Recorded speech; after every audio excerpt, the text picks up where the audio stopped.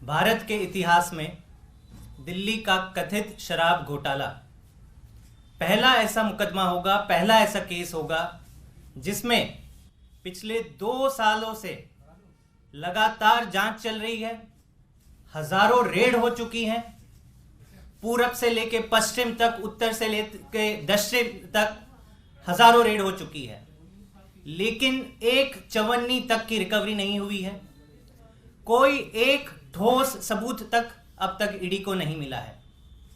फिर भी आप देख रहे हैं कैसे आम आदमी पार्टी के बड़े बड़े नेताओं को लगातार जेल में भेजा जा रहा है, सबूत कोई नहीं है। ये जो ईडी का इन्वेस्टिगेशन चल रहा है पिछले 2 सालों से, उसका एकमात्र आधार है। उसका आधार है कि कुछ लोग जिनको पहले आरोपी बनाया गया था और वो फिर सरकारी गवाह मतलब गवर्नमेंट अप्रूवर्स बन गए थे, उनके स्टेटमेंट्स के आधार पर यह पूरा केस खड़ा हुआ है। मैं वापस दोहरा दूं, ये एकमात्र केस है इतिहास में जिसमें हजारों रेड के बाद कोई ठोस सबूत नहीं, एक चवन्नी की रिकवरी नहीं, लेकिन केवल और केवल सरकारी गवाहों के स्टेटमेंट के आधार पर यह पूरा एक महल बनाया गया है, झूठों का पुलिंदा बनाया गया है। आम आदमी पार्टी ने कुछ बहुत ही रिलायबल सोर्सेस के थ्रू ये जाना है कि ये एकमात्र इंसिडेंट नहीं है।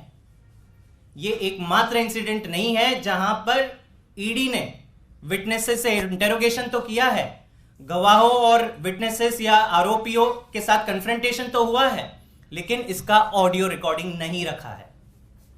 मतलब अब ये ईडी ही बता सकता है कि एक केस जिसमें 500 से ज्यादा विटनेसेस, अब तो गिनती भी हम भूल गए कि कितने लोगों को बुलाया जा चुका है, ऐसे बयान दिए जा रहे हैं जिसमें विटनेसेस बाद में कोर्ट में जाके कह रहे कि नहीं तो डरा धमकाकर हमसे लिया गया है। तो ईडी ही बता सकता है कि आपने कितने स्टेटमेंट्स का ऑडियो और वीडियो रिकॉर्डिंग रखा है, कितने स्टेटमेंट्स का मिटा दिया है। लेकिन ये जो घटना कोर्ट के समक्ष, ये हमारा दावा नहीं है, ये हम नहीं कह रहे हैं, हम कोर्ट में जो चीजें घटी और जो एक अक्यूज कह रहे हैं कि मेरे साथ जो इंटरोगेशन हुआ और फाइनली रिकॉर्डिंग में जो कुछ नहीं और जो स्टेटमेंट था उसमें जमीन आसमान का अंतर है, वो चौंकाने वाला है। और ये इसलिए चौंकाने वाला है क्योंकि शुरुआत से हम कहते आए हैं कि दिल्ली का कथित शराब घोटाला पूरी तरह से एक फर्जी मुकदमा है। ना चवन्नी की रिकवरी हुई है, ना एक ठोस सबूत मिला है, और अब जो निकल के आ रहा है कि जो रिटन स्टेटमेंट्स गवाहों ने दिए हैं, सरकारी गवाहों ने दिए हैं, आरोपियों ने दिए, इसका भी कोई आधार नहीं है। इसमें कोई ऑडियो रिकॉर्डिंग से आप इसको सब्सटैंशिएट नहीं कर पाओगे।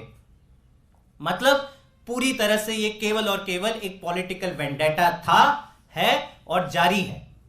केवल और केवल इसका एकमात्र मकसद है कि कैसे भी करके आम आदमी पार्टी को खत्म करो, अरविंद केजरीवाल को जेल के अंदर डालो, आम आदमी पार्टी के सारे लीडर्स को जेल के अंदर डालो। अंत में मैं ईडी से और आम आदमी पार्टी ईडी से केवल 2 सवाल पूछना चाहेगी कि सुप्रीम कोर्ट का ये जो 2 दिसंबर 2020 का ऑर्डर जो तुरंत लागू होता है, देश के ऊपर लागू होता है, किसने आपको अधिकार दिया कि सुप्रीम कोर्ट के ऑर्डर को आप नहीं मान रहे हैं? किसके दबाव में आकर आपने यह फैसला किया कि सुप्रीम कोर्ट के 2 दिसंबर 2020 के ऑर्डर को आप नहीं मानोगे? जो ऑर्डर देश के हर पुलिस सिस्टम के ऊपर लागू है, सीबीआई के ऊपर लागू है, ईडी के ऊपर लागू है, तमाम ऐसी इन्वेस्टिगेटिव एजेंसी हैं, इन सब के ऊपर लागू है। ईडी ने यह कैसे डिसाइड किया कि हम इसका उल्लंघन करेंगे? दूसरा, आप खुद बताएं कि आपने इतने सारे ऑडियो रिकॉर्डिंग गायब क्यों किए? किसके कहने पे किए? किसके दबाव पे किए? हमसे जुड़े रहने के लिए हमारे YouTube चैनल को सब्सक्राइब करें और नई वीडियो की नोटिफिकेशन के लिए बेल आइकॉन को दबाएं।